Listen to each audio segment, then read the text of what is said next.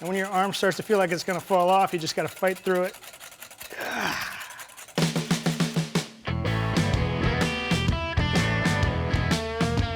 Hey guys, this is Bryan from Cook's Country, and today we're gonna be making easy homemade mayonnaise, not with a machine, but with a whisk by hand.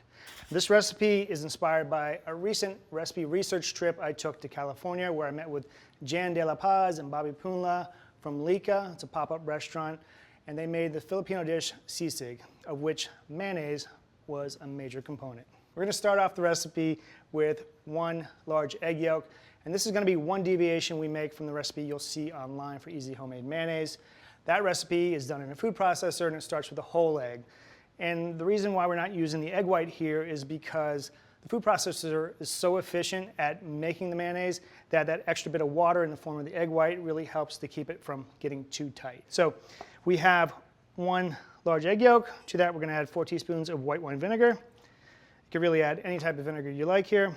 We have 3/4 of a teaspoon of salt, a 1/2 teaspoon of Dijon mustard. The great thing about making homemade mayonnaise is that it's easily customizable. You can really change it to suit your taste. Then we're gonna add a 1/4 teaspoon of sugar just to take the edge off, and because everything's a little bit better when it's sweet. All right, so we're just gonna whisk this together. Just make sure it's all combined. Before we start drizzling in our vegetable oil here, we wanna make sure the bowl stays stable. So I have a wet towel.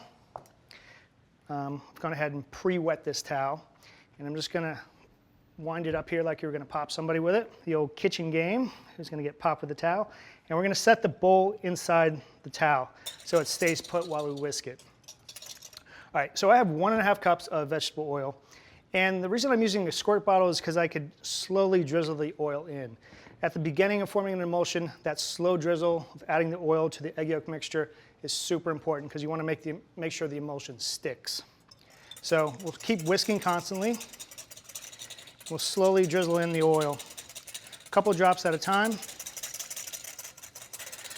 I know you're wondering why we're doing this by hand. Well, it's because Bobby and Jan did it by hand. And also every day is arm day at Cook's Country. So you can see as the emulsion starts to catch, you could start to squeeze in a little bit more oil. You could put in fresh herbs, you can put a little bit of garlic into this, a little smoked paprika. And you'll tell that the emulsion is catching because the mixture will begin to thicken up. And when your arm starts to feel like it's gonna fall off, you just gotta fight through it. The reason we're using vegetable oil as opposed to olive oil in this recipe is because if you use olive oil for this entire process, it tends to become a little bit bitter. So I'll use vegetable oil or corn oil at this stage, and then at the end, I will finish with a little bit of extra virgin olive oil to give it some flavor. And you'd know at this stage if the emulsion wasn't catching because it would be very separated and broken looking. So we look good, so we could speed up the addition of the oil. I think when we were hanging out with Bobby and Jan at one point, they also made a corn mayonnaise where they had like pureed corn and corn oil. Okay, so I'm just gonna hold back the last couple of tablespoons of oil because I wanna drizzle in a little bit of extra virgin olive oil just to give it some flavor.